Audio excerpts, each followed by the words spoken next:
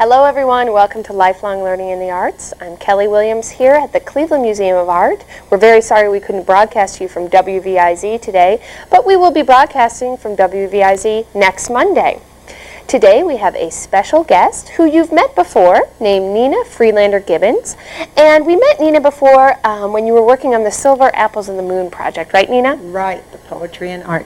Excellent. And you've forged some great relationships with some of our sites that were watching you. Absolutely. I guess I'm coming to Judson in November. Great. Actually, to talk more about the poems. Excellent. Right. But what will you be talking to us today about? Regional art, because it's one of the things that I think has, well, been neglected in a global sense. Mm-hmm. We have it in our homes. Sometimes we don't even know we have it. So that's why it's interesting to me. Great. And one of the artists that are, well, actually a couple of the artists that we're going to be talking about in this show and some of our upcoming shows with you, we visited with before, people like Paul Travis, because we met with the Cleveland Artist Foundation, right, and Victor Schreckengoss, who we've talked about before. So you'll see little glimpses of them. Not today, because we're doing more than one session, right? This is true, exactly. We'll see Paul today. We'll see Paul today, but we won't see Victor Schreckengoss. Yeah, he'll start the next session. Great. So I understand the first image we're going to be looking at is a map. And what is this a map of, Nina? Well, anybody who received Northern Ohio Live this month got this as an insert. So it's really very, very timely. But the relationship between the map and what we're going to do today is that there are 50 sculpture pieces that are identified. And so you just call the Sculpture Center and get yourself a map if you're interested in going around University Circle and seeing the different pieces. I thought we'd start in a fun way, though. Mm-hmm. Is that okay? Yes. I want us to have fun. I want us to feel relaxed because we do have other sessions. So the end is not really the end. It's the beginning of the next session, right, maybe, exactly, or whatever. Exactly. But anyway, I thought that it would be fun to remind us all that regional art is everywhere. It's everywhere you go. It's in your homes. It's everywhere. So let's look at some of the pieces that you can see really close by to Judson. And we'll start with this one, which is by Alexander Blasey, and it's in the Wade Park Lagoon, which isn't so easy to walk through today because they're fixing up. Right. But he won first prize in one of the May shows with this piece called City Fettering Nature. Do I know why he called it that? No. But it's the timeliness of it. He won the show in 1927, and people were doing sculpture pieces that were sort of symbolic of meanings that they wanted to give it. And the next one, though, is not symbolic. Wait a minute. That is Thomas Johnson. Tom Johnson, one of our famous mayors at the beginning of the century. He promoted lots of democratic ideas, like cheap trolley fares. And he has, this piece is by William McVeigh. It was done in about the mid-'80s. And the piece is outside the Western Reserve Historical Society. That's what this piece is. Now the Medusa piece that's coming up is also by William McVeigh, but that's got another heritage. It's at the Botanical Garden right now, and it's Medusa Head, and it came from Medusa, the concrete company. When they demolished their building, they saved this, and if you did the trail during the wonderful garden show, you came upon Medusa. And then Athena Taka is an artist who was teaching at Oberlin. She no longer is. She's in Washington now.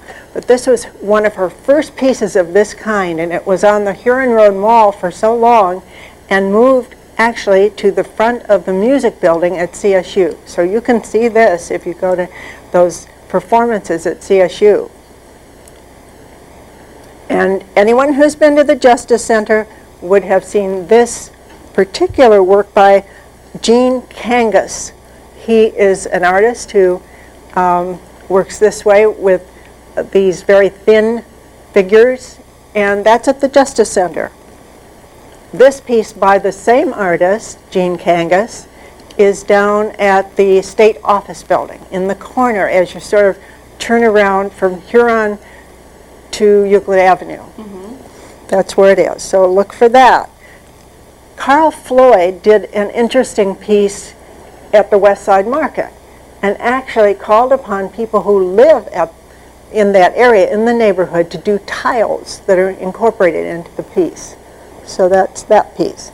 And David Davis is one of our finest sculptors, and this piece happens to be one of the earlier pieces in front of the Progressive Company.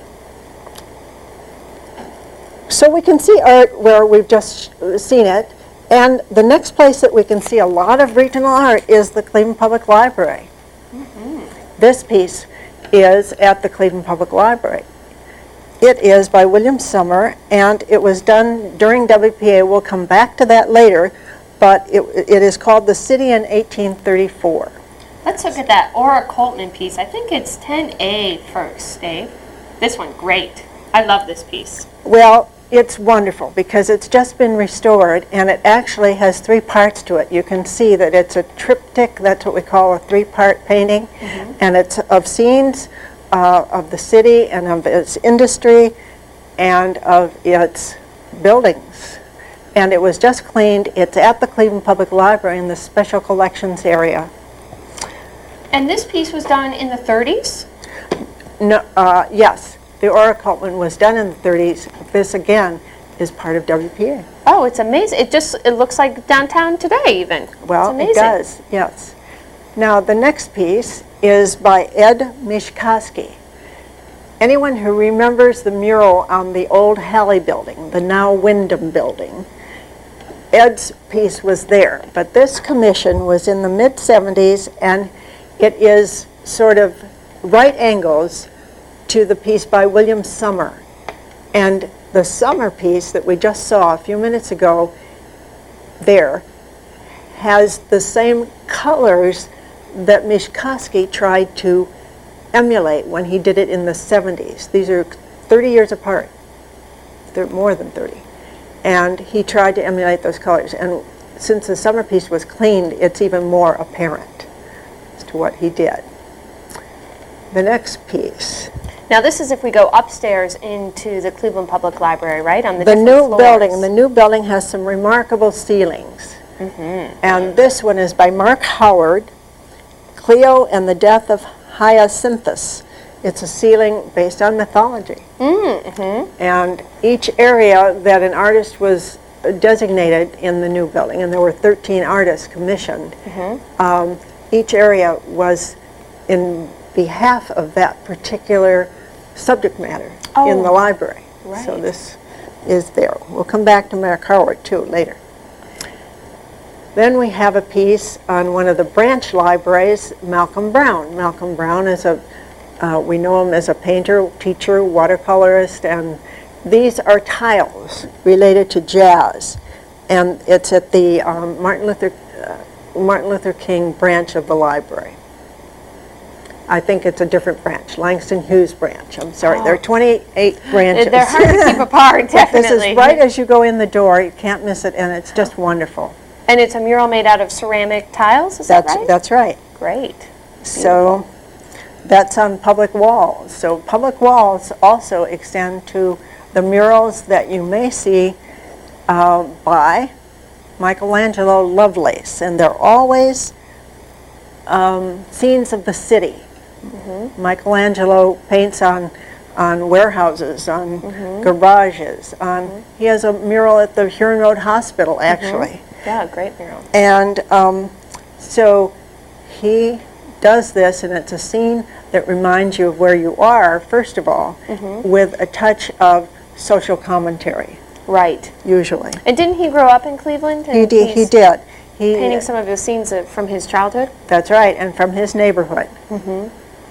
That's so a beautiful Michelangelo, piece. yes. And it looks like we're jumping back in time again. We are. And the reason we are is that another place that you can sometimes see regional art is in our corporate offices or our law offices or our health facilities or whatever. And one office that really concentrated and had a curatorial eye, because one of the people who was a lawyer there, Richard Zellner at Hahn Leisure Parks, cared about curating this collection. So the first thing we're seeing is a Frank Wilcox general store. That's the way it looked in those days, and he was a very good chronicler. We'll come back to what he chronicled. But this is a general store, and the next one is the Brexville Stagecoach Inn. And this was the area when he lived here in the early part of the century. And another piece in that collection, which is at Hahn Leisure, is this one. And it is Carl Gertner's Still Meals on the Cuyahoga. Did this in about 1928, but he really, really used our flats and our industrial scenes as part of his work. Coming up is a work that's much less old. I'll put it, it's a younger work. Although Don Harvey is a very mature artist now, he taught at the University of Akron, but he's now mostly just painting. What he reminds us is there's a lake out there. Many of the early painters really painted our Cuyahoga River, and Don is looking at the pollution of the lake. That's what those containers contain, polluted water. Yuck. And we are looking at water, angry water here. And this is sort of like a mixed media piece. They've got some sort of an installation. As we move toward the present time, we're going to find more and more mixed use of the possible media that are there to be used. Cool. And the next one is by, again, Mark Howard. Now, I'm reminding you that this is in the corporate collection of Hahn Leisure. So that's where you would see these dispersed on the walls. As you go through to a lawyer's office, you would see them on the walls. And it's a very, very strategic and planned collection. With some older works and some contemporary ones. It's really interesting. The museum, of course, has some work of regional artists. And in the new expansion, we are going to see more of that in, I understand, an Ohio room or something like that. I hope so. Yes. But I would like to remind you that on the walls of the houses we have, we collected at an annual event called the May Show. And I know our audience loves hearing about the May Show, Well, and they were asking why it disappeared. All right. Well, we will talk about that in a minute when I go through what it was and then why it disappeared. Right. I have several shots of May shows. This one is 1926. May show started in 1920. Wow. So 1926. And then the next one, and that's a Blazy sculpture right there. Right in the middle. I'll circle it. Right. Remember, we saw him in the very beginning of the show. Right. 1928 is the next one. And then 1931. Watch how the sculpture pieces in particular change because they get bigger and bigger. Here's some glass. All right. Next, we have... I think this one's from 1981. We've jumped forward in time a little bit. Yeah, we certainly did. Yes. But that's okay. In 1981, you can see that we have, these are objects of ceramic, and there's even a book there. Oh, you wouldn't have had that, book. Wow. right? You wouldn't have had that earlier, perhaps. But it's ceramics used in a totally new way. Right. You think of vessels being the only ceramics we know from the early time. Okay. I just wanted to flip through these. This is another shot of that same year, upstairs, downstairs kind of thing. Right. And so you can see that there are wall hangings and big pieces. This is one from 1985. Yes, 85. But look how big the sculpture piece is. Amazing. And therefore, you can see that they're much many fewer objects in the room, number one. Lots of different materials, Right. it looks like. So it's a way to march through history, but the fact is that much of the work of the May Show is in our homes. This is another May Show. The one before that was 1982, and this is another May Show, and that's 1985. And things have just completely gotten abstract, and they look like almost wooden reliefs or something like that. And sometimes you have to look very carefully for the meaning. In its abstraction, Yes. which is sometimes is more difficult than other, but I do like these pieces. Yes. And most of our community liked them too, because they used to come and buy them. Now let me tell you about the May Show in a nutshell. The May Show in a nutshell.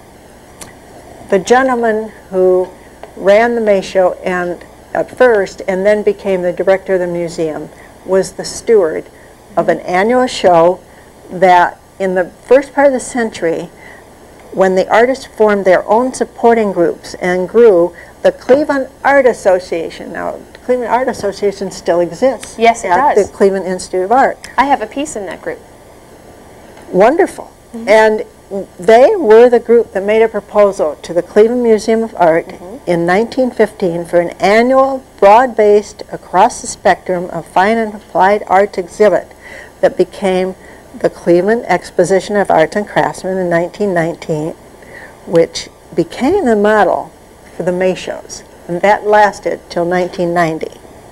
And in 93, well, let's just say that the first show had 500 objects, the 1990 show had 182 objects, and in 1993, which was the last year, they had 105 objects. Maybe we want Mr. Milliken to come show who he was. He was the director of the art museum, but he also was the entrepreneurial force behind the May Show. Over the years, invited artists were from the Cleveland area, at first local, then extended to a 13-county area, which we'll look at in a minute, and the number of categories expanded and retracted with the times. At one time, there were 18 different categories. Wow. Yeah, and it ended up to be 8 at the end. The May Show's power lay in 4 elements. The museum was behind it. The artists and craftsmen were they were very good friends of each other and of patrons. The jury was part of it, that there was a jury show, and the visitors and patrons, of course, made up a very, very important part of the May Show, because it was that the objects were for sale. Some of them were purchased by the Museum of Art and other organizations. It was an annual community event sponsored and nurtured by the museum, and thousands of people came. I still remember those days. Today, May Show artwork forms the core, I contend, of many Cleveland family collections. It's still the heart of our community of local collectors, and it's in our homes, it's our family legacy, and that's what we need to dig out, because we need to understand where we've come from. And the reason I showed you all those different May Shows is that we can see through the May Show from 1920 to the 90s all the different kinds of changes that came about. So let's look at a map of the Western Reserve. Great. That's the most usual way of looking at this region until very recently, and we'll talk about that. The Western Reserve, and I'm taking this from our encyclopedia, Great. encompassed 3 million acres of land in what is now northeastern Ohio, bounded on the north by Lake Erie, on the east by Pennsylvania. It extended 120 miles westward. On the south, the reserve's line was set at 41° north latitude, running just south of Youngstown, Akron, New London, and Willard. So right about here, Yeah, and if this is a whole part of Ohio? right. Great. So, when they talked about the May Show and the Western Reserve artists, that's what they meant. Excellent. Then it became more complex. Now, there are more complex answers to the question of what is the Western Reserve, but the story of the Connecticut Land Company that surveyed this territory in 1796 and 7, when it was a wilderness of Indian trails and rivers that ran to the lake. So I'd like to examine some fun maps. Great. These are great maps. Between 1800, about 1880, the region's growth was gradual. That was when we were gearing up, recognizing and realizing our abundance of raw materials earlier than the turn of the century. One could say that the rivers and railroads are the major development, a confluence of factors, raw materials and transportation, that established Cleveland as the capital of transportation and industry. The railways and waterways, and this is a rail map of the Van Sweringens. Yes. In 1930. They were kings of the railroad. That was what they were known for. The rail became pathways for manufacture of iron, steam engines, stoves, oil, chemical, varnish and paint, electrical, all those industries that we were known for. Leaders who in many cases modeled their industrial development after the forms from England and other places tried to emulate what they found in Europe. By 1920, Cleveland was fifth in the accounting of industrial cities, leading in the manufacture of paints and varnishes. Glidden House, need I remind you? Oh, wow. Sherwin-Williams is one of the oldest companies that still exists. The job printers presses, electric batteries, and a host of other products. And it's fun to know also that it was second in the manufacture of women's ready-to-wear clothing. So it was a fashion. I never thought of it as a fashion. I never knew that. Along with the entrepreneurial spirit came a desire for offices and residences. And I want to stop for a minute and just tell you that this map is one that I drew a canal leading from Cleveland to the Ohio Canal.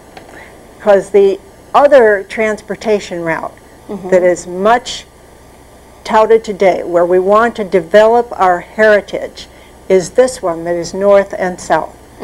The other was east and west, the Connecticut Western Reserve Territory. But we have not, to this point, really celebrated the fact that raw materials came up those rivers and met the railroads, and the whole system worked together. And that's part of why we could develop polymers in Akron and along this trail. And it also is why the possibility of the Canal Heritage Corridor exists. I want to read something because Tom Donovan is head of that canal development, the corridor development. You've probably read about in the newspapers. He insists this region was a north-south region. That's how we started. That's how our development started. If we had to make a case to gain a designation for the National Heritage Corridor from Cleveland, following the course of the canal down to Zoar, through New Philadelphia, and including Canton, one of our arguments would be that it really had national implications. In terms of national economy, that's where people would have transported goods. And that's why it was very important, because some of those goods were self-contained economies, and once you had the Erie Canal open to the Great Lakes, the world was yours. Right. In a sense. So the farming community gained a great deal from using the canal. These entrepreneurs, they, of course, took advantage of all this. This was why they were leaders here. They traveled abroad and brought their ideas back and their artisans, some of them, back with them. People who could handcraft the furniture, hand block and hand stencil wallpaper were very valued. And some of you may remember the Romer Brooks Company, headed by Louis Romer, which really was responsible for a lot of high-quality craftsmanship in cabinetry, woodwork, upholstery, leather, and ironwork. And the thing is that all of this played together. People crafted together. They made the cornices of those wonderful homes. The artists crafted those, and in a minute we're going to see something from that era, which is a Horace Potter tea strainer. Oh, great.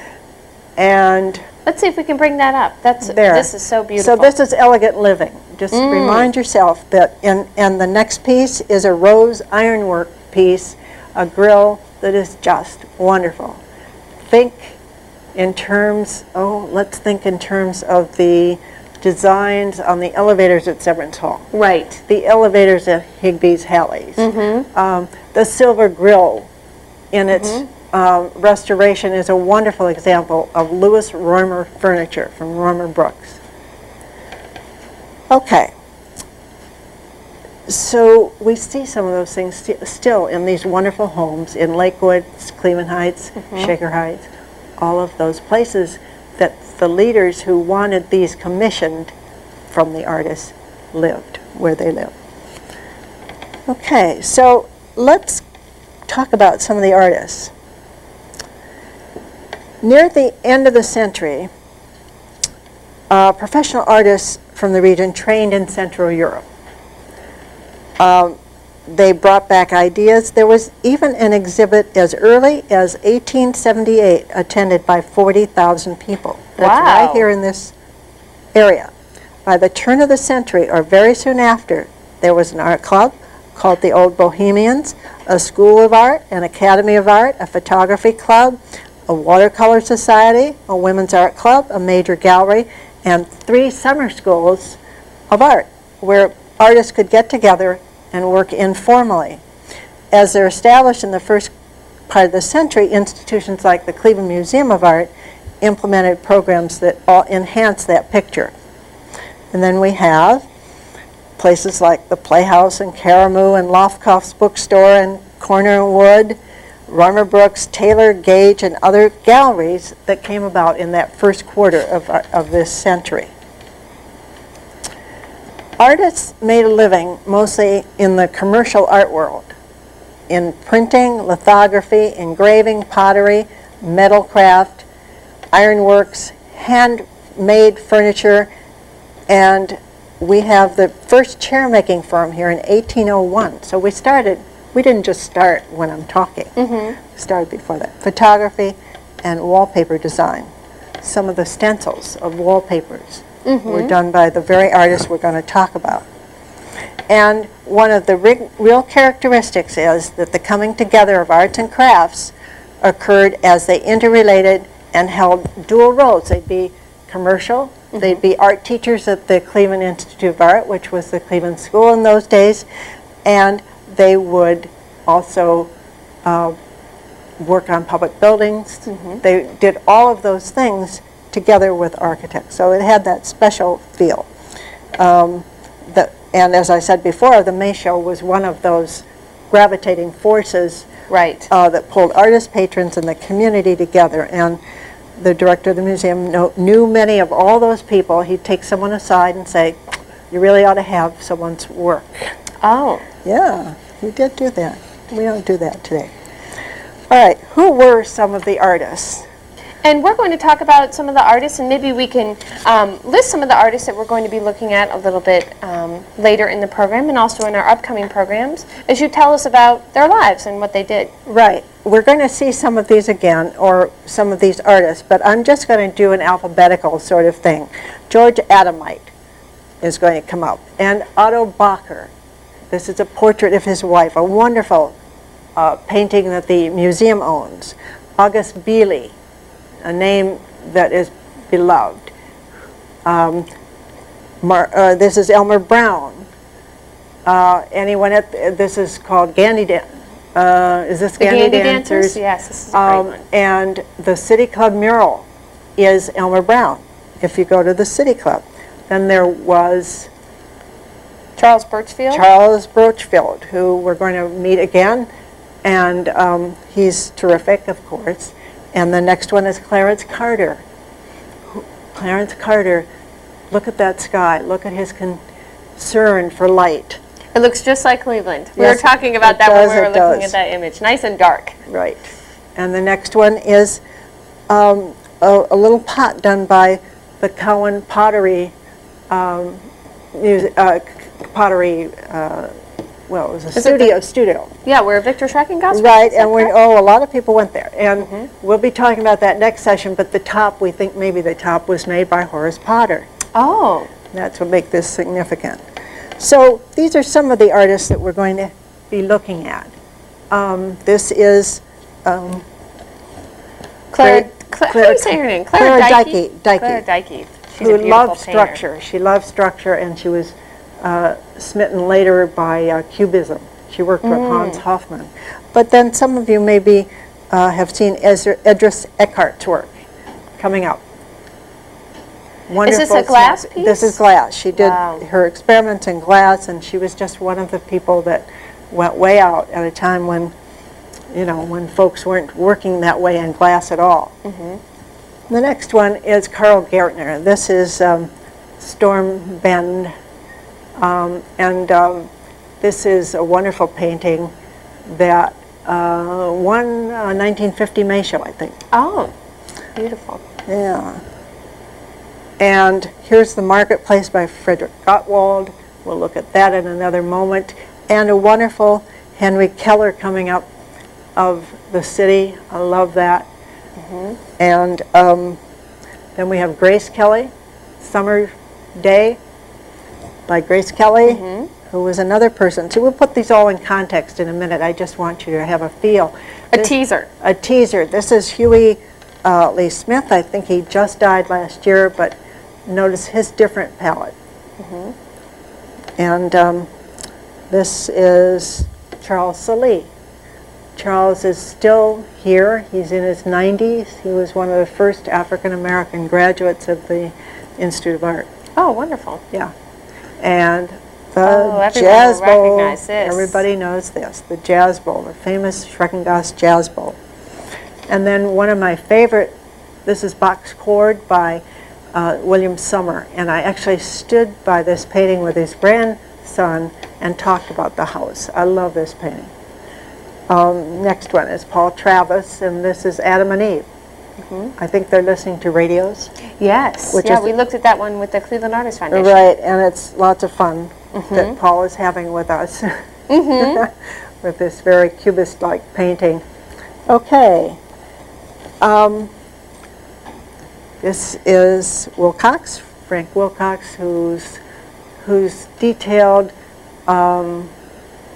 work on the Ohio Canal, for instance, is very spectacular. That he was taking notes, he would take trips, he would sketch, he would do watercolors, he would do, all of Wonderful. Well, we've had a little teaser, Nina. We need to take a quick break. Okay. And we'll come back and discuss some of the artists that we saw a little bit further. But for now, we'll take a 10-minute break. Type in any of your questions or comments, some of your memories of May shows of the past. I know that some of you are big fans of the May show. And we'll see you again in about 10 minutes.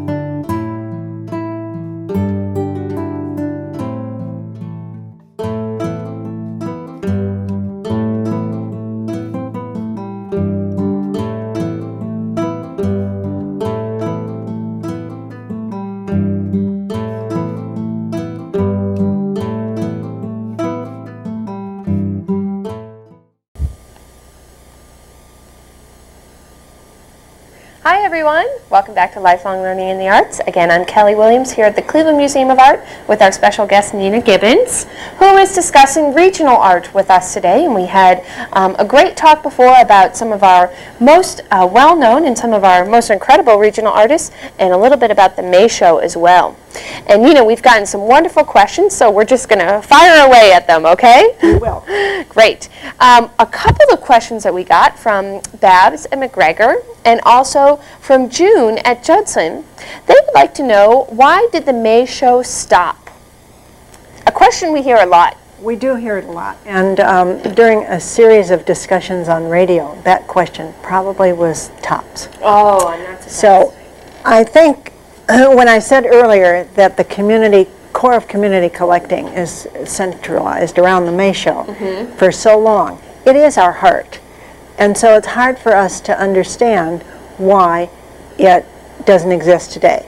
Let me see if I can explain it the way that I've heard it from Jill Snyder at the Center for Contemporary Art, Susan Channing at Spaces, Bill Busta, who ran a gallery, and so forth.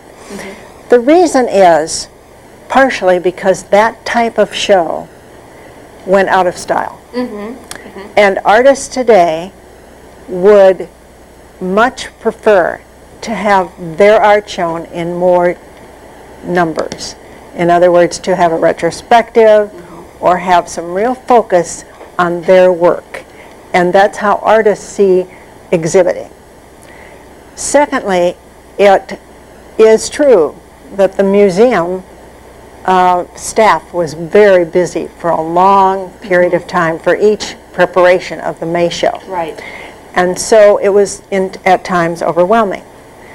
And there was only so much space, at least presently, and therefore giving that space to the May Show for that period of time became a balancing act. Right. That was number two.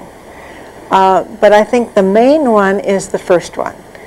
Bill Buster reminds us, he does remind us every time he talks about it, that many artists would produce a work of art and submit it to the May Show, and that'd be what they'd be doing that year. So it became an imbalance between what we know of as an artist's work, and so that part was part of it too. I taught here during the 70s or 60s, and it was that was the time of year that the crowds came, unbelievable crowds came. Now we have them all year over many, many different kinds of shows. Right. So number one, I hope that the museum comes back to some focus on regional art, and I think that is an intent. But will it be the May Show? No. People are talking about arts districts where in an arcade or on a street, you've gone to cities where there are lots of galleries, where people can have the sense of seeing and discussing together. We had a little bit of it at Little Italy for a while, where we had those nights where you could go and you could go to several galleries and studios and discuss what you liked, didn't like, purchase, and it had the same sort of feel, but not quite. And I know what they mean, because it is the heart, and it was sponsored by the Cleveland Museum of Art. Right. So is that a good enough answer? That is a good answer. If we get more questions, I can go over that again. Right. It's not going to be. And wasn't also part of it Bob Bergman, when he became the director, decided that he wanted some more sort of international exhibitions? That's right. And we didn't have, a museum didn't have room for all of it. Exactly. They only have really four major shows a year. Right. And if one of them were to be the May Show, that takes out a good 3 months. Right. So the whole museum pictures become different. Right. Right. But who knows, maybe if they do the expansion, then they could do sort of a rotating gallery or something. Well, you're in with Katherine Lee Reed. You can let her know that our audience wants to know. I think everybody has heard from the folks who really miss it. I mean, we had impassioned pleas in the audience when we had these discussions. And so I'm sure there have been letters and all kinds of, and if you feel that way, you should write letters. Definitely. Yes, I know Katherine, but I don't know her. I mean, I'm not going to make a difference. It's the community that needs to tell her what they want. And she's been seeking advice from the community. Oh, good. Well, in all ways. She wants us to tell her what we should do with the African Gallery right now. So That's if you right. come to the museum, they're asking for opinion with the architecture and all of that. So Great. they're very open. Excellent. Another question we got from Ellen at McGregor. Hi, Ellen. She wants to know who did the triptych in the beginning of the show. And we're going to have Dave bring that up. It's 10A. This is really a lovely image, and we're going to show you it like this, and then we're going to also show you it again, just holding it up, because it's hard to get this whole image. Right. It's so big. It's a very, very large one. And the left panel is actually St. Theodosius Church and its surroundings, which Right here. Coltman, R. Coltman, That's the artist's name, right? yes, painted several times. And when someone said, why did he repeat it in this mural, he said, it's high time to give Cleveland a second coat of paint. That's what he said. That's great. Now the center is the dominance of the city. It's a modern industrial picture done when it was done in 1933 and 4. His intent was to glorify the genius of Cleveland, which, contemptuous of the obstacles of the river and its valley, had thrown across it these broad level highways, making it one community out of two. Those are the bridges. Right here. And you know, we have 19 bridges on the Cuyahoga, and they're wonderful. They're lift bridges, and the only thing we don't have is a suspension bridge. Oh. They're heavy industrial bridges. That's what our bridges are. Now the right panel, we're not going to look at the right panel? Oh, no, we are. Can we look at the That's right right panel? here. We're just seeing the Yeah, edge of it. It's kind of fun that the right panel, and you can see this in its entirety down at the Cleveland Public Library in the special collections of the old building. Okay. That's the Ohio Bell Building, and for Coltman that represented Cleveland's high aspirations as a center of commerce. So, Wonderful. yeah, Great. good. So that's it's an oil on canvas piece. It almost looks like Yes. watercolor, but it's oil. Oil, Right? yes. Excellent. Oil just restored. Here's what he looked like. If you want to call the Ohio Historical Society, their January-February issue was on that artist Wonderful. and that piece. And McGregor would also like to know, Nina, a little bit about the artist William McVeigh. What can you tell us? And maybe, Well, Dave, if you can bring up those images. They're 2, Right. 3, and 4. Here's number 4, Medusa. Very popular artist, sculptor. And we have Thomas L. Johnson we don't have him yet. This is Medusa's Head, and this is Tom Johnson. And he also did Hart Crane in front of the Farberger Library of Case Western Reserve University. It's one of our most popular sculptors. I think he did Stegosaurus. Oh, and Steg, Steggy. But he also did some things out at the zoo. And McVeigh also became famous outside of Cleveland because he did a head of Churchill. Oh. So he wasn't here for his whole career. But he was a beloved artist, and his wife was also an artist, Lisa. Now, were those made in like the 70s, or the Medusa was made in the 80s? 80s are the last ones. This Tom Johnson is over there. The earlier ones are made in the 30s, 40s, 50s. Oh, okay. Yeah, right. Wonderful. 50s, yeah. Great. Another question that we received from John Klein. Hi, John.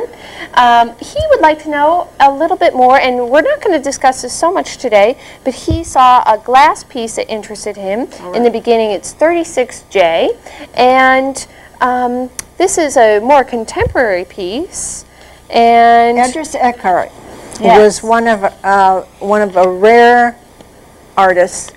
She experimented with glass. Now today, this kind of glass piece would not be so looked at as such an innovation. right. But when she was working in the 30s, 40s, 50s, I'd have to get the list up to see when this exact piece was done.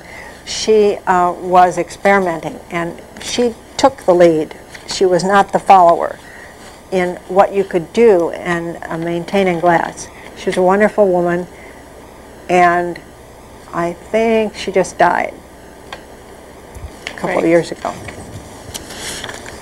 And you'll notice that I'm printing the names across the top of the screen. It's a little bit hard for us, although we will have this in our next shows with Nina, to bring all of the names up when we have so many images to show you. Shows with Nina, we promise we will have the names of our artists and maybe even their years if we can dig those up to show you. Yeah, here are the years. Right. Another question we got was from McGregor. This is a question that just came in a minute ago from Lucille. And they would like to know, did a local artist do the Soldiers and Sailors Monument that is downtown on Public Square? I will look up everything that can be known about Soldiers and Sailors Monument, but was done by William Schofield. Okay. And so it's a very important monument. It's, and a piece of sculpture. And I can get much more information on that. For the next time you visit us? Yes, I will do that. Great. 1890, I think, something like that. Wonderful.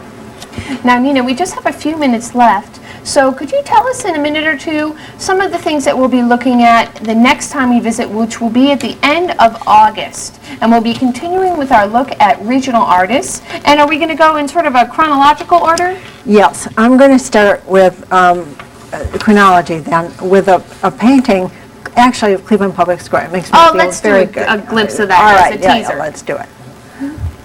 That's by Alan Smith, and anyone who entered the Western Reserve Historical Society from the front in the old days saw this to their right. I remember this painting, and I love it because it's a busy street on the right. It's an oil painting, and a very leisurely scene under the trees on the left part of the painting. So it gives you in one fell swoop what Public Square was like in, let's see, 1869. The earliest one I'm going to show you. Yes, 1869.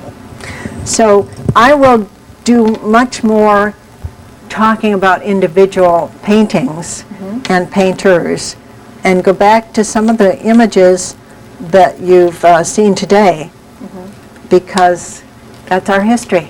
This Otto Bacher did some wonderful work. That's an industrial scene. And wait, that's... They're looking at the woman with the tennis racket now. Right, and isn't that in the museum's collection? Yes, and that's his wife. It was purchased in 1966. It's a wonderful painting of Otto Bacher. But he was rare. He had it all. But we're also going to see this, which is one of the earliest industrial works. It's a print, and it's actually one of the earliest views of the industrial city.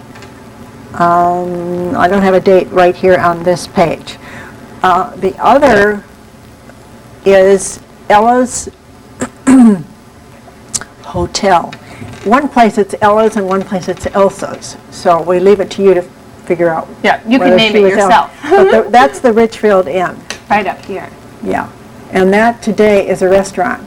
And as life brings these things around full circle, I met a man whose wife runs the art gallery next to the Richfield Inn over the weekend. How wonderful. Right, but this shows you a little bit of the life in Richfield, and we will see some of these country scenes from Brandywine, from Keller's Summer School in near Sandusky, and Gottwald had the one in Zoar.